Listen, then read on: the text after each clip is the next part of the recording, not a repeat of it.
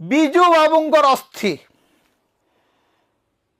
भाई एकविंश शताब्दी रे अस्थि धड़ धड़ होची अस्थि भासु नहीं। धन्य कह देश को, धन्य कह राज्य को, धन्य कह आम सांबादिकता को। विजु बाबूंकर अस्थि को लेकर भी कहानी चलला। धन्य कहे आज्ञा एमती सांबादिकता आप देखी कहानी को लेकर हालुसिनेशन को लेकर गप चली सांबादिकता चली रिपोर्टिंग चली जमती जो पुराणा गालू गप भूत गप सब चले विजु बाबूंकर अस्थि कुआड़े धड़ धड़ धड़ धड़ला विजय महापात्र घरे। विजु बाबूंकर अस्थि कुआड़े बुड़िला नहीं गंगारे। उफ विचित्र कहानी।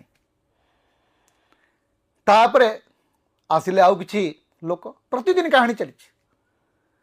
ये सबू भितर गोटे प्रश्न मो मन को आसिला 1997 विजु बाबू चलीगले।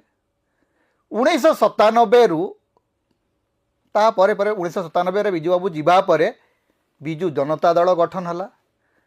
लोके जाइकरी डाकिकरी आज जो माने जो गप कहउचंती एमानंग भितर सबू जाक गले विजु बाबूंकर औरंगजेब रोड स्थित दिल्ली बासभवन को।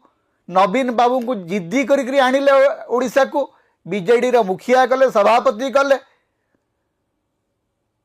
एवं वर्ष वर्ष धरिकरी नवीन बाबू को सांगरे रहिले।